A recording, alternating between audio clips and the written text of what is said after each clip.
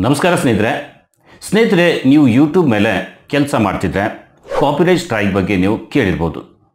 ಹಾಗೆ ನಿಮಗೆ ಇದು ಕೂಡ ಗೊತ್ತಿರಬಹುದು, ಚಾನಲ್ ಮೇಲೆ ಕಾಪಿರೈಟ್ ಸ್ಟ್ರೈಕ್ ಬಂದರೆ ಅಂತಹ ಯೂಟ್ಯೂಬ್ ಚಾನಲನ್ನೇ ಯೂಟ್ಯೂಬ್ನಿಂದ ಡಿಲೀಟ್ ಮಾಡಲಾಗುತ್ತದೆ ಅನ್ನೋದು. ಸೊ ಅದಕ್ಕಾಗಿ ನಾವು ಇವತ್ತಿನ ಈ ವಿಡಿಯೋದಲ್ಲಿ ಈ ಕಾಪಿರೈಟ್ ಸ್ಟ್ರೈಕ್ ಬಗ್ಗೆನೇ ಸ್ವಲ್ಪ ತಿಳಿದುಕೊಳ್ಳೋಣ ಬನ್ನಿ. ಈ ಕಾಪಿರೈಟ್ ಸ್ಟ್ರೈಕ್ ಚಾನೆಲ್ ಮೇಲೆ ಯಾಕೆ ಬರುತ್ತೆ, ಬಂದರೆ ಅದು ಎಷ್ಟು ದಿನಗಳವರೆಗೆ ನಿಮ್ಮ ಚಾನಲ್ ಮೇಲೆ ಇರುತ್ತೆ, ಬಂದ ಕಾಪಿರೈಟ್ ಸ್ಟ್ರೈಕನ್ನು ತೆಗೆಯೋದು ಹೇಗೆ, ಹಾಗೆ ಯಾರೋ ನಿಮ್ಮ ಹೇಟರ್ ನಿಮಗೆ ಫೇಕ್ ಸ್ಟ್ರೈಕ್ ಕೊಟ್ಟರೆ ನೀವು ಏನು ಮಾಡಬೇಕಾಗತ್ತೆ, ಹಾಗೆ ಎಷ್ಟು ಸ್ಟ್ರೈಕ್ ಬಂದರೆ ನಿಮ್ಮ ಯೂಟ್ಯೂಬ್ ಚಾನಲ್ ಪರ್ಮನೆಂಟ್ ಡಿಲೀಟ್ ಮಾಡಲಾಗುತ್ತೆ, ಇದೆಲ್ಲವನ್ನು ಈ ವಿಡಿಯೋದಲ್ಲಿ ನೋಡೋಣ. ಹಾಗಾಗಿ ನೀವು ಒಬ್ಬ ಯೂಟ್ಯೂಬರ್ ಆಗಿದ್ದರೆ ಈ ವಿಡಿಯೋ ನಿಮಗೆ ತುಂಬ ಇಂಪಾರ್ಟೆಂಟ್ ಆಗಿದೆ, ಹಾಗೆ ಇನ್ಫಾರ್ಮೇಟಿವ್ ಕೂಡ ಆಗಿದೆ. ಫ್ಯೂಚರ್ನಲ್ಲಿ ನಿಮಗೆ ಈ ಕಾಪಿರೈಟ್ ಸ್ಟ್ರೈಕ್ನಿಂದ ತೊಂದರೆ ಆಗಬಾರ್ದು ಅಂದರೆ ವಿಡಿಯೋ ಸ್ಕಿಪ್ ಮಾಡಬೇಡಿ, ವಿಡಿಯೋ ಪೂರ್ತಿ ನೋಡಿ, ಹಾಗೆ ವಿಡಿಯೋ ಲೈಕ್ ಮಾಡಿ. ಜೊತೆಗೆ ಇಂತಹುದೇ ಉಪಯುಕ್ತ ಮಾಹಿತಿಯ ವಿಡಿಯೋ ನೋಡಲು ನಮ್ಮ ಈ Kannada creator guide channel subscribe ಆಗಿ, ಹಾಗೆ ಬೆಲ್ ಬಟನ್ ಒತ್ತಿ ಆಲ್ ಸೆಲೆಕ್ಟ್ ಮಾಡಿ. ಬನ್ನಿ ವಿಡಿಯೋ ಸ್ಟಾರ್ಟ್ ಮಾಡೋಣ.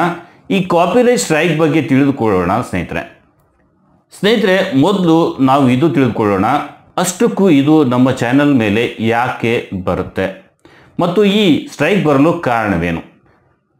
ಸೊ ಸ್ನೇಹಿತರೆ, ಈ ಸ್ಟ್ರೈಕ್ ನಿಮ್ಮ ಚಾನಲ್ ಮೇಲೆ ಯಾವಾಗ ಬರುತ್ತೆ ಅಂದರೆ, ನೀವು ಬೇರೆಯವರ ಕಂಟೆಂಟನ್ನು ನಿಮ್ಮ ವಿಡಿಯೋದಲ್ಲಿ ಬಳಸಿದಾಗ, ಇಲ್ಲ ಬೇರೆಯವರ ಪೂರ್ತಿ ಕಂಟೆಂಟನ್ನೇ ನೀವು ನಿಮ್ಮ ವಿಡಿಯೋದಲ್ಲಿ ಬಳಸಿದಾಗ, ಈ ಕಂಡೀಷನ್ನಲ್ಲಿ ಆ ಕಂಟೆಂಟ್ ಓನರ್ ನಿಮಗೆ ಕಾಪಿರೈಟ್ ಸ್ಟ್ರೈಕ್ ಕೊಡ್ತಾರೆ.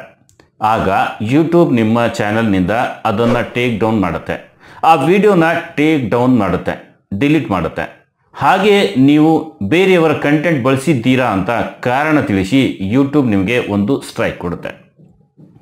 ಸ್ನೇಹಿತರೆ, ನೀವು ಬೇರೆಯವರ ಕಂಟೆಂಟ್ ಅಂದರೆ ಫೋಟೋ ಆಗಿರ್ಬೋದು, ವಿಡಿಯೋ ಆಗಿರ್ಬೋದು, ಹೀಗೆ ಬೇರೆಯವರ ಪ್ರಾಪರ್ಟಿಯನ್ನು ಅವರ ಪರ್ಮಿಷನ್ ಇಲ್ಲದೆ ಬಳಸಿದರೆ ಅವರು ನಿಮಗೆ ಕಾಪಿರೈಟ್ ಸ್ಟ್ರೈಕ್ ಕೊಡ್ಬೋದು.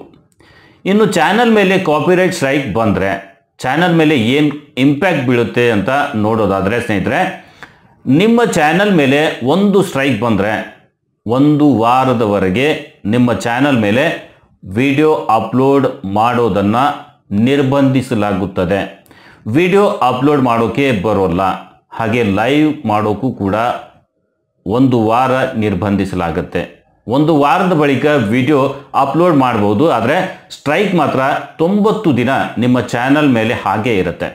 90 ದಿನದ ಬಳಿಕ ಅದು ಅಲ್ಲಿಂದ ಅಂದರೆ ನಿಮ್ಮ ಚಾನಲ್ ಮೇಲಿಂದ ರಿಮೂವ್ ಆಗುತ್ತೆ. ಅಕಸ್ಮಾತ್ ನಿಮ್ಮ ಚಾನಲ್ ಮೇಲೆ ಒಂದು ಸ್ಟ್ರೈಕ್ ಆ್ಯಕ್ಟಿವ್ ಇರುವಾಗಲೇ ಮತ್ತೊಂದು ಸ್ಟ್ರೈಕ್ ಬಂದರೆ ಆಗ ಮತ್ತೆ ನಿಮಗೆ 14 ದಿನ ವಿಡಿಯೋ ಅಪ್ಲೋಡ್ ಮತ್ತು ಲೈವ್ ಮಾಡೋದು ನಿರ್ಬಂಧನೆ ಹಾಕಲಾಗುತ್ತೆ. ಮತ್ತು ಆ 2 ಸ್ಟ್ರೈಕ್ ಮುಂದೆ 90 ದಿನಗಳ ತನಕ ಆ್ಯಕ್ಟಿವ್ ಆಗಿ ನಿಮ್ಮ ಚಾನಲ್ ಮೇಲೆ ಇರುತ್ತೆ. ಈ ಬಂದಿರೋ ಸ್ಟ್ರೈಕ್ ಬಗ್ಗೆ ಗಮನ ಕೊಡದೆ ಆ 2 ಸ್ಟ್ರೈಕ್ ಆ್ಯಕ್ಟಿವ್ ಇರುವಾಗಲೇ ನೀವು ಹಾಗೆ ನಿಮ್ಮ ಕೆಲಸ ಮುಂದುವರಿಸಿದರೆ, ಅಕಸ್ಮಾತಾಗಿ 3ನೇ ಸ್ಟ್ರೈಕ್ ಏನಾದರೂ ಬಂದರೆ ನಿಮ್ಮ ಚಾನಲ್ನನ್ನು ಯೂಟ್ಯೂಬ್ನಿಂದ ಪರ್ಮನೆಂಟ್ಲಿ ಸಸ್ಪೆಂಡ್ ಮಾಡಲಾಗುತ್ತೆ, ಡಿಲೀಟ್ ಮಾಡಲಾಗುತ್ತೆ. ಇಲ್ಲಿ ನಿಮಗೆ ಯಾವುದೇ ರೀತಿಯ ಎಕ್ಸ್ಕ್ಯೂಸ್ ಸಿಗಲ್ಲ. ಒಮ್ಮೆ ಡಿಲೀಟ್ ಆದ ಚಾನಲ್ ಮತ್ತೆ ಸಿಗೋದಿಲ್ಲ, ನೆನಪಿರಲಿ ಸ್ನೇಹಿತರೆ. ನಾನು ಇಲ್ಲಿ ನಿಮಗೆ ತಿಳಿಸ್ಕೊಡ್ತಾ ಇರೋದು ಕಾಪಿರೈಟ್ ಸ್ಟ್ರೈಕ್ ಬಗ್ಗೆ, ಕಾಪಿರೈಟ್ ಕ್ಲೇಮ್ ಬಗ್ಗೆ ಅಲ್ಲ. ಕಾಪಿರೈಟ್ ಸ್ಟ್ರೈಕ್ ಬೇರೆಯೇ, ಕಾಪಿರೈಟ್ ಕ್ಲೇಮ್ ಬೇರೆಯೇ. ಸೊ ಈ ವಿಡಿಯೋದಲ್ಲಿ ನಾವು ಮಾತಾಡ್ತಿರೋದು ಕಾಪಿರೈಟ್ ಸ್ಟ್ರೈಕ್ ಬಗ್ಗೆ. ಸೊ 90 ದಿನಗಳ ಒಳಗಡೆನೆ 3 ಸ್ಟ್ರೈಕ್ ನಿಮ್ಮ ಚಾನಲ್ ಮೇಲೆ ಬಂದರೆ ಚಾನಲ್ ಸಸ್ಪೆಂಡ್ ಮಾಡಲಾಗುತ್ತೆ, ಚಾನಲ್ ಡಿಲೀಟ್ ಆಗುತ್ತೆ. ಸೊ ಕ್ಲಿಯರ್ ಆಯಿತಾ? ಹಾಗೆ ಇನ್ನೊಂದು ಸ್ನೇಹಿತರೆ, ನೀವು ಕೇಳಿರ್ಬೋದು ಫೇಕ್ ಕಾಪಿರೈಟ್ ಸ್ಟ್ರೈಕ್ ಬಗ್ಗೆ. ಇಲ್ಲಿ ನಿಮ್ಮ ಹೇಟರ್ಸ್ ಏನು ಮಾಡ್ತಾರೆ ಅಂದರೆ, ನಿಮ್ಮ ವಿಡಿಯೋಗೆ ಫೇಕ್ ಕಾಪಿರೈಟ್ ಸ್ಟ್ರೈಕ್ ಕೊಡ್ತಾರೆ. ನಿಮ್ಮ ಕೆಲಸ ಅವರಿಗೆ ಹಿಡಿಸ್ತಾ ಇರಲಿಲ್ಲ, ನೀವು ಬೆಳೀತಿರೋದು ಅವರಿಗೆ ನೋಡೋಕೆ ಆಗ್ತಿರಲಿಲ್ಲ, ಹಾಗಾಗಿ ಅವರು ಫೇಕ್ ಸ್ಟ್ರೈಕ್ ಕೊಡೋಕ್ಕೆ ಸ್ಟಾರ್ಟ್ ಮಾಡ್ತಾರೆ. ನಿಮ್ಮ ಚಾನಲ್ ಹೇಗಾದರೂ ಮಾಡಿ ಡಿಲೀಟ್ ಮಾಡಿಸ್ಬೇಕು ಅಂತ ಈ ರೀತಿ ಮಾಡ್ತಾರೆ. ಸೊ ಇಲ್ಲಿ ಸ್ನೇಹಿತರೆ, ನೀವು ಗಾಬರಿಗೊಳ್ಳೋದು ಬೇಡ. ನಿಮ್ಮ ಯಾವುದೇ ವಿಡಿಯೋದ ಮೇಲೆ ಅಕಸ್ಮಾತ್ ಫೇಕ್ ಸ್ಟ್ರೈಕ್ ಬಂದರೆ, ನಿಮ್ಮ ಒರಿಜಿನಲ್ ಕಂಟೆಂಟ್ ಆಗಿದ್ದರೆ ನೀವು ಅಪ್ಲೋಡ್ ಮಾಡಿದ ವಿಡಿಯೋದ ಮೇಲೆ ಹೋಗಿ ಅಲ್ಲಿ ನಿಮಗೆ ಅಪೀಲ್ ಮಾಡೋ ಅವಕಾಶ ಸಿಗುತ್ತೆ. ಅಲ್ಲಿರೋ ಅಪೀಲ್ ಆಪ್ಷನ್ ಮೇಲೆ ಕ್ಲಿಕ್ ಮಾಡಿದರೆ ಕೌಂಟರ್ ನೋಟಿಫಿಕೇಷನ್ ಸಬ್ಮಿಟ್ ಮಾಡೋ ಫಾರ್ಮ್ ಸಿಗುತ್ತೆ.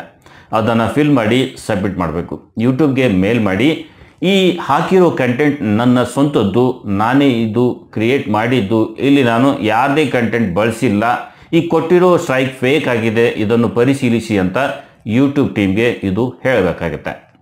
ಇದು ನೀವು ಯಾರದೇ ಕಂಟೆಂಟ್ ಸ್ವಲ್ಪನೂ ಬಳಸದೆ ನೀವೇ ಸ್ವತಃ ಕಂಟೆಂಟ್ ಕ್ರಿಯೇಟ್ ಮಾಡಿದರೆ ಮಾತ್ರ ಕೌಂಟರ್ ನೋಟಿಫಿಕೇಷನ್ ಸಲ್ಲಿಸಿ.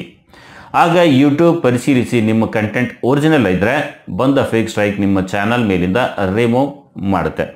ಹಾಗೆ ಇನ್ನೊಂದು ಆಪ್ಷನ್ ಕೂಡ ನಿಮಗೆ ಇಲ್ಲಿ ಸಿಗುತ್ತೆ.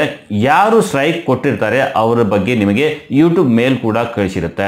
ಜೊತೆಗೆ ಸ್ಟ್ರೈಕ್ ಕೊಟ್ಟ ವ್ಯಕ್ತಿಯ ಮೇಲ್ ಐ ಡಿ ಕೂಡ ನಿಮಗೆ ಕೊಟ್ಟಿರುತ್ತೆ. ಆ ಮೇಲ್ ಐ ಡಿಗೆ ಮೇಲ್ ಮಾಡಿ, ನಾನು ನಿಮ್ಮ ಯಾವುದೇ ಪ್ರಾಪರ್ಟಿ ಯೂಸ್ ಮಾಡಿಲ್ಲ, ಹಾಗಾಗಿ ಈ ಸ್ಟ್ರೈಕ್ ವಿಡ್ರಾ ಮಾಡ್ಕೊಳ್ಳಿ ಅಂತ ಆ ವ್ಯಕ್ತಿಗೆ ನಿಮ್ಮ ಭಾಷೆಯಲ್ಲಿ ಆ ಸ್ಟ್ರೈಕ್ ರಿಮೂವ್ ಮಾಡೋಕ್ಕೆ ಹೇಳ್ಬೋದು.